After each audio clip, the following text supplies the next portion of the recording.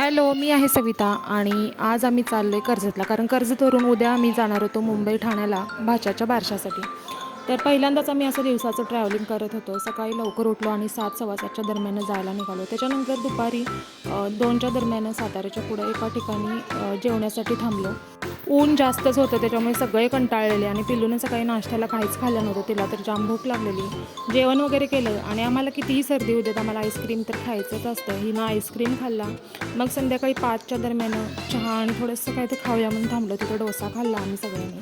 पिल्लू पण थोडंसं खाल्ली डोसा कारण तिनं जेवण बऱ्यापैकी केलेलं. त्याच्यानंतर संध्याकाळी 6-6:30च्या दरम्यान आम्ही कर्जतला पोहोचलो. सगळे जाम थकलेलो आणि उष्णतासुद्धा भरपूर होती.